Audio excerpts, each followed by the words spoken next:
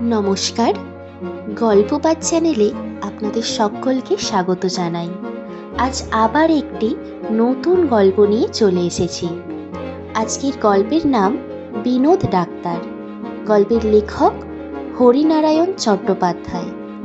গল্পটি মন দিয়ে শুনবেন এবং কমেন্ট করে জানাবেন কেমন লাগলো। আর প্লিজ চ্যানেলটিকে সাবস্ক্রাইব করে পাশে থাকবেন, যাতে নতুন নতুন গল্প নিয়ে আসতে পারি। তাহলে গল্পটা শুরু করা যাক। আমার চাকরি এই রকমের, এক জায়গা থেকে আরেক জায়গায় ঘুরে বেড়ানো, ব্যাংকের হিসেব দেখা। কোথাও ৩-৪ দিনেই কাজ হয়ে যায়, আবার কোথাও দিন ২০ও লেগে যায়। এটা নির্ভর করে ব্যাংকের হিসেবের জট কেমন পাকিয়েছে তার উপর। আগে ব্যাংকের শাখা কেবল বড় বড় শহরেই থাকতো, কিন্তু এখন চাষিদের সুবিধের জন্য আধা শহরে বা গ্রামেও শাখা হচ্ছে। আমাকে বেশিরভাগ সময় এইসব আধা শহরেই যেতে হতো। এই ধরনের কাজে একবার বিরামপুরে যেতে হয়েছিল। সকালে অফিসে গিয়ে শুনলাম বেলা ৩টের গাড়িতে রওনা হতে হবে। আমার এক প্রস্থ বিছানা বাঁধাই থাকতো। সুটকেস গুছিয়ে নিয়ে ট্রেনে চড়ে বসলাম।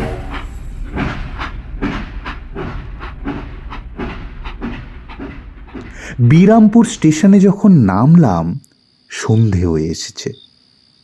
চারিদিকে কেরোসিনের আলো জ্বলে উঠেছে। রাস্তায় লোক চলাচল বিশেষ নেই। ব্যাংক থেকে একটি লোক আমায় নিতে এসেছিল। আমরা দুজনে সাইকেল রিকশায় চড়ে বেশ কিছুটা গিয়ে একতলা লাল রঙের বাড়িটার সামনে এসে পৌঁছালাম। সঙ্গের লোকটি বলল, নামুন স্যার, এখানেই আপনার থাকবার ব্যবস্থা করা হয়েছে। দুখানা ঘর, মাঝখানে ছোট উঠান, ওপাশে রান্নাঘর। একজনের পক্ষে যথেষ্ট। দরজার কাছে একটি লোক বসেছিল। সে আমাদের দেখে উঠে দাঁড়ালো। ব্যাংকের লোকটি বলল, স্যার, আপনার রান্না বান্না, বাসন মাজা, ঘরদোর ঝাড় মোছার কাজ এই করবে। রাত ৯টার মধ্যেই খাওয়া শেষ করে শোবার আয়োজন করলাম। কাজের লোকটা চলে গেছে। এখান থেকে তার বাড়ি ৪ মাইল দূরে। আবার কাল ভোর ৬টায় আসবে। শোবার মিনিট ১০-এর মধ্যেই পেটের যন্ত্রণা শুরু হলো। অসহ্য যন্ত্রণা। শরীর একেবারে কুঁকড়ে যায়, মনে হয় দম বন্ধ হয়ে যাবে। এরকম আমার মাঝে মাঝে হয়, সেই জন্যই সবসময় ওষুধ কাছে রাখি। হ্যারিকেনের শিখাটা বাড়িয়ে দিয়ে সুটকেসটা খুললাম। তন্ন তন্ন করে খুঁজলাম। সর্বনাশ, ওষুধের শিশিটা ফেলে এসেছি। বেশ মনে আছে, শিশিতে গোটা আষ্টেক বড়ি ছিল। এখন উপায়? বিছানায় শুয়ে ছটপট করতে করতে হঠাৎ মনে পড়ে গেল, আসবার সময় কাছেই একটা ডাক্তারখানা চোখে পড়েছিল। ডাক্তারখানার নামটা অদ্ভুত, আরামঘর। তখন ডাক্তারখানা বন্ধ ছিল। হাত ঘড়িতে সময়টা দেখলাম ৯টা ৪০। এত রাত্রে এই মফস্বল শহরে ডাক্তারখানা কি খোলা থাকবে? যাই হোক, আমাকে একবার চেষ্টা করে দেখতেই হবে। যন্ত্রণা ক্রমেই অসহ্য হয়ে উঠেছে। যদি ডাক্তারখানা বন্ধ হয়ে গিয়েই থাকে, তাহলে খোঁজ করে দেখতে হবে ডাক্তার হয়তো ওই বাড়িতেই থাকে। দরজা ধাক্কা দিয়ে তাকে উঠিয়ে একটা ব্যবস্থা করতে বলতেই হবে। কোনো রকমে উঠে দরজায় তালা লাগিয়ে রাস্তায় এসে দাঁড়ালাম। চারিদিক অন্ধকার। রাস্তার বাতিগুলো নিভিয়ে দিয়েছে। দু হাতে পেট চেপে প্রায় কুঁজো হয়ে এগিয়ে গেলাম। বরাত ভালো, আরামঘর খোলা, টিমটিমে আলো দেখা যাচ্ছে। ঘরে ঢুকতেই ডাক্তারকে দেখা গেল। পরনে কালো রঙের স্যুট, কালো টাই, ময়লায় তেল চিটে অবস্থা, এক মাথা পাকা চুল, প্রায় কাঁধ অবধি নেমে এসেছে, তোবড়ানো মুখ, চোখ দুটি রক্তের মতো লাল। কি চাই? রোগা চেহারা হলে কি হবে? বাঁচখাই গলার আওয়াজ। পেটের যন্ত্রণার কথা বললাম। আমার কথা শেষ হবার আগেই ডাক্তার ধমক দিয়ে উঠল। বুঝেছি বুঝেছি, অম্লশূল, বসুন ওই বেঞ্চটাতে। বসলাম।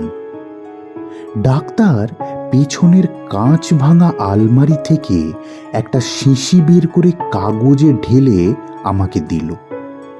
খেয়ে নিন।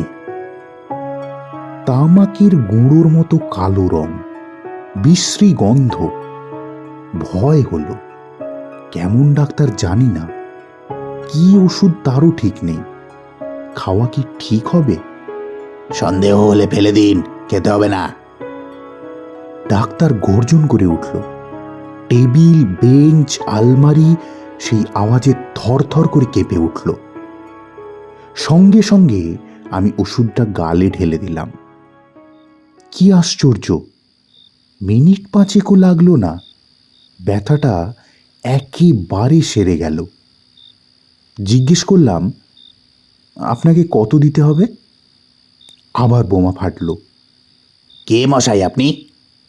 বিনোদ ডাক্তারকে পয়সা দিতে চাইছেন? কত লাখ টাকার মালিক আপনি? জানেন না আমি পয়সা নিয়ে চিকিৎসা করি না।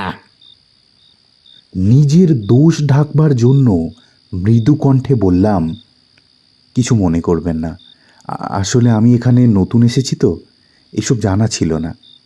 আপনার ডাক্তারখানা কতক্ষণ খোলা থাকে? সারা রাত। বলেই বিনোদ ডাক্তার খিঁচিয়ে উঠল। আপনার আর কিছু দরকার আছে? না থাকে তো উঠে পড়ুন, আমার অন্য রোগীরা আসবে। বাড়ি চলে এলাম। অনেক রাত অবধি বিনোদ ডাক্তারের কথা চিন্তা করলাম। ভালো ওষুধ হয়তো দেয়, কিন্তু মেজাজটা রুক্ষ, ভালোভাবে কথা পর্যন্ত বলতে পারে না। দিন দুয়েক পরে ব্যাংকের হিসাব দেখতে দেখতে ম্যানেজার অনিল বাবুকে কথাটা বললাম। ছোট জায়গা হলে কি হবে মশাই, এখানকার ডাক্তার কিন্তু একেবারে ধন্বন্তরী। কার কথা বলছেন? ওই যে আরামঘরের বিনোদ ডাক্তার। আমার উত্তর শুনে অনিলবাবু কিছুক্ষণ আমার দিকে এক দৃষ্টে দেখল, তারপর জিজ্ঞেস করল, বিনোদ ডাক্তারের সঙ্গে দেখা হলো কোথায়? বললাম, দিন দুয়েক আগে একবার পেটে ব্যথা হয়েছিল, এরকম আমার মাঝে মাঝে হয়। বিনোদ ডাক্তারের একটা বড়িতেই সেরে গেল। আশ্চর্য ওষুধ মশাই। অনিলবাবু আর কিছু বলল না, কিন্তু লক্ষ্য করলাম সারাটা দিন যেন আমাকে এড়িয়ে চলল। ব্যাপারটা ঠিক বুঝলাম না। বিনোদ ডাক্তার তার বদ মেজাজের জন্য বোধহয় এ এলাকায় কারো প্রিয় পাত্র নয়। এই জন্য অনিলবাবু সম্ভবত তাকে পছন্দ করেন না। তাই আমার বিনোদ ডাক্তারের কাছে যাওয়াটা অনিলবাবু ভালো চোখে দেখেননি। কিন্তু আমার অবস্থা আমিই জানি। সারাটা রাত সেই নিদারুণ যন্ত্রণা সহ্য করে পরের দিন অনিলবাবুর পছন্দসই ডাক্তারের জন্য অপেক্ষা করা আমার পক্ষে সম্ভব ছিল না। দিন কয়েক পর হঠাৎই খেয়াল হলো বিনোদ ডাক্তারের সঙ্গে একবার দেখা করে আসি। খাওয়া দাওয়া শেষ, গরমের জন্য ঘুমও আসছে না। আরামঘর তো অনেক রাত অবধি খোলা থাকে। দরজায় তালা দিয়ে বেরিয়ে পড়লাম। রাস্তায় জনমানব নেই, এ সময় থাকবার কথাও নয়। আরামঘরের কাছাকাছি যেতেই হাসির শব্দ কানে এলো।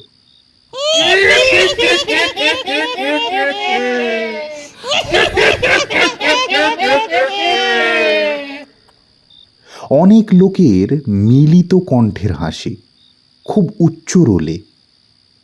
তাহলে কি এই সময় বিনোদ ডাক্তারের বন্ধুরা আড্ডা জমায়? আড্ডা দেওয়ার অদ্ভুত সময় তো। সামনের দিকে কেউ নেই, আওয়াজ আসছে ভেতরের ঘর থেকে।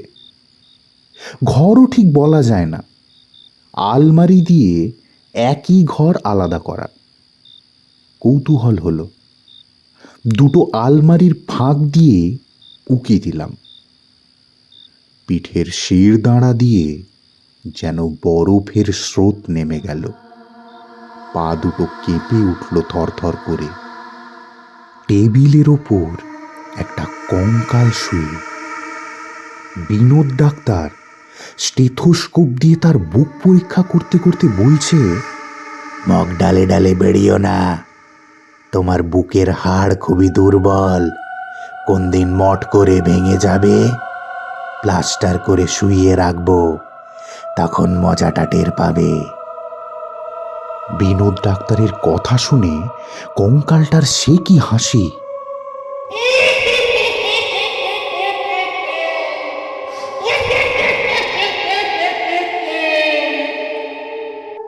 উপরের দিকে চেয়ে দেখি একটা কঙ্কাল শূন্যে দোল খাচ্ছে। বিনোদ ডাক্তার তার দিকে চেয়ে গম্ভীর গলায় বলল, রোজ এই রকম ব্যায়াম করবি, তবে দেহ মজবুত হবে। হঠাৎ হাসির শব্দে চোখ ফিরিয়ে দেখলাম কোণের দিকে বেঞ্চের ওপর বসে একটা কঙ্কাল শিশি থেকে বড়ি নিয়ে অনবরত মুখে ফেলছে আর হাসছে।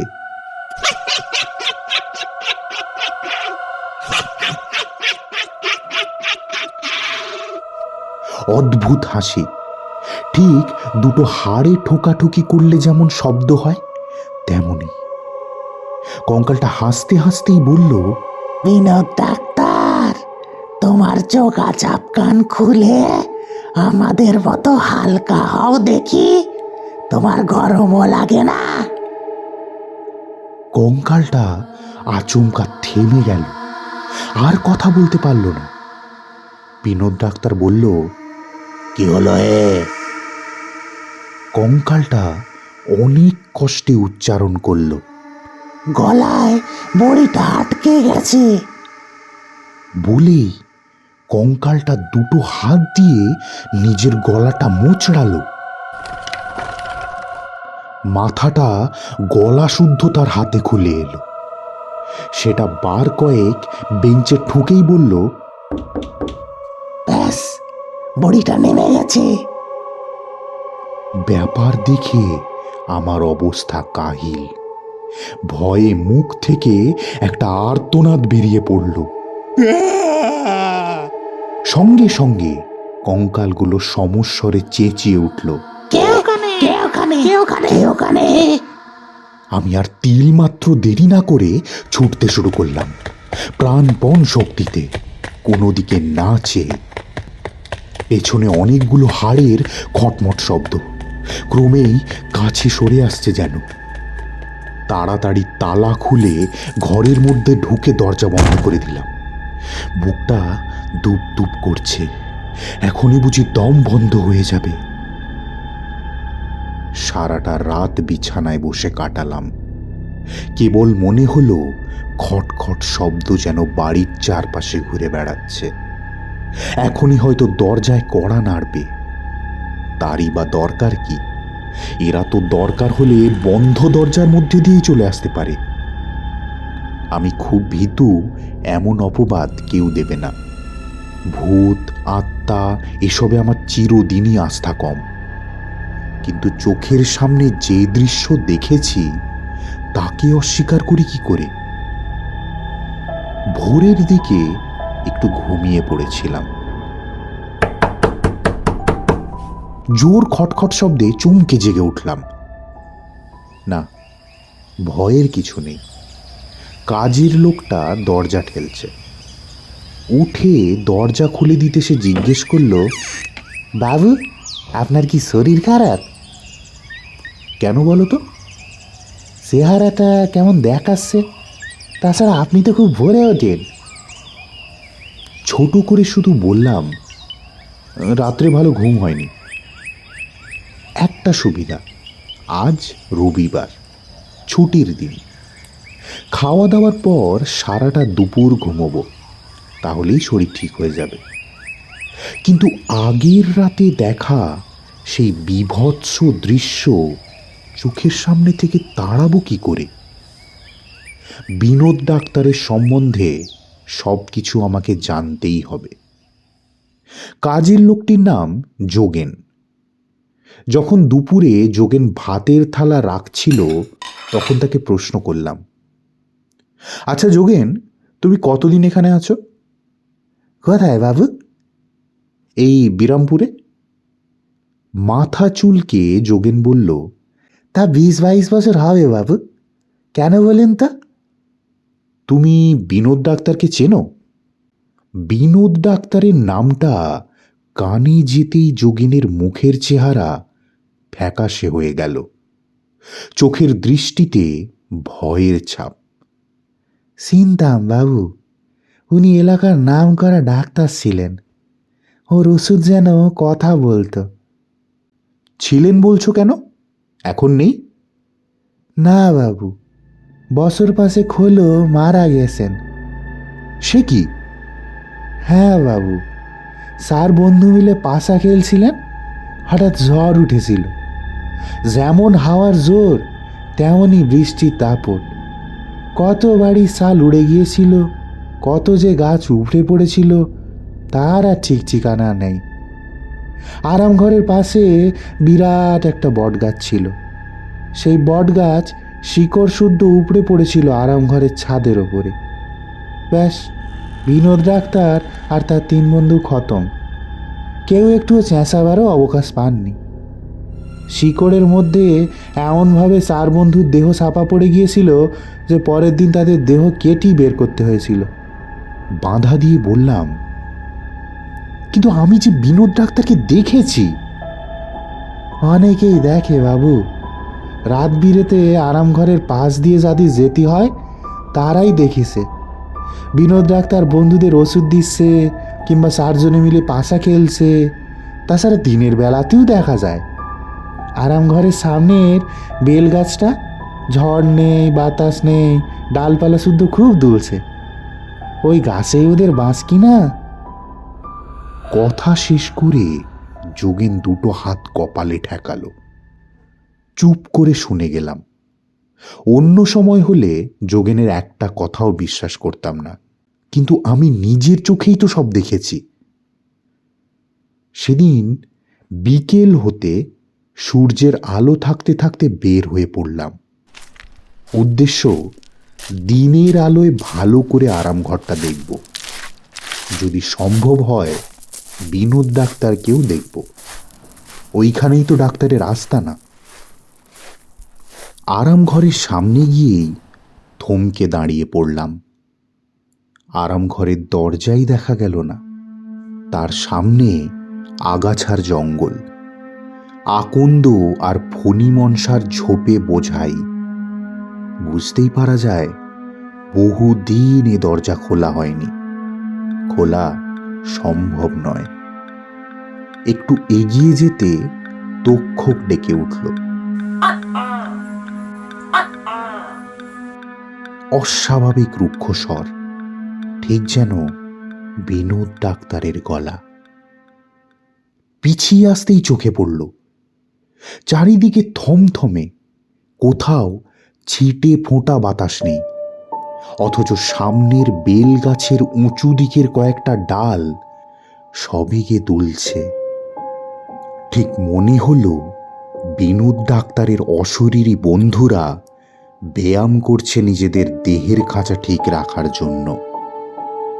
বাড়ি ফিরে এলাম। আরাম ঘরের কাছাকাছি থাকতে আর সাহস হলো না, বিরামপুরেও নয়।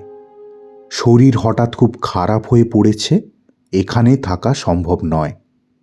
এই কথা চিঠিতে লিখে যোগেনকে বললাম পরের দিন সকালে চিঠিটা ব্যাংকের ম্যানেজারের হাতে দিতে। সন্ধ্যার দিকে সাইকেল রিক্সা ডেকে বিছানা সুটকেস নিয়ে স্টেশনের দিকে রওনা হয়ে পড়লাম। আমার পক্ষে বিরামপুরে থাকা আর সম্ভব নয়। আবার যদি কোনো রাত্রে পেটের যন্ত্রণা শুরু হয়, তাহলে যন্ত্রণায় পাগল হলে হয়তো সব ভুলে বিনোদ ডাক্তারের কাছে গিয়েই দাঁড়াবো। কিন্তু তার দেওয়া ওষুধ কি আর খেতে পারবো? খেতে সাহস হবে?